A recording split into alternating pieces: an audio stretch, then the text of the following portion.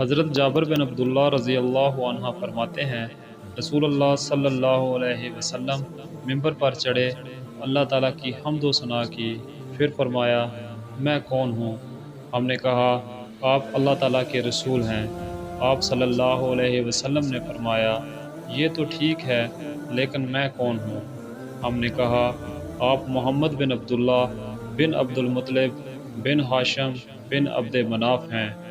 آپ صلی اللہ علیہ وسلم نے فرمایا، میں آدم علیہ السلام کی تمام اولاد کا سردار ہوں، لیکن میں اس بات پر فخر نہیں کرتا۔ حضرت عبداللہ بن عمر رضی اللہ عنہ فرماتے ہیں، ایک دیہاتی نبی اکرم صلی اللہ علیہ وسلم کی بارگاہ میں آیا اور آپ صلی اللہ علیہ وسلم سے سور کے بارے میں پوچھا۔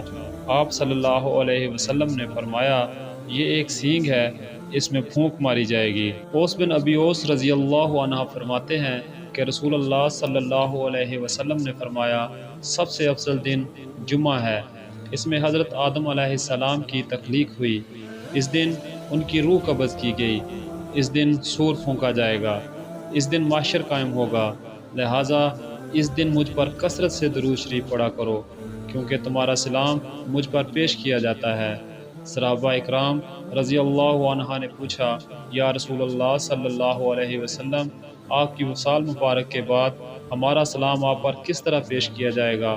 آپ صلی اللہ علیہ وسلم نے فرمایا، اللہ تعالیٰ نے زمین پر حرام کر دیا ہے کہ وہ نبیوں کے جسموں کو کھائے۔ ام المومنین حضرت عائشہ رضی اللہ عنہ فرماتی ہیں کہ رسول اللہ صلی اللہ علیہ وسلم نے ارشاد فرمایا، لوگ قیامت کے دن ننگے بدن، ننگے پاؤں اور غیر مختون اٹھائے جائیں گے۔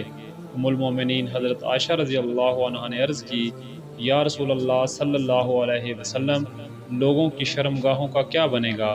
آپ صلی اللہ علیہ وسلم نے فرمایا، اس دن ہر شخص ایسی مصیبت میں گرفتار ہوگا جو اس کو ایسی تمام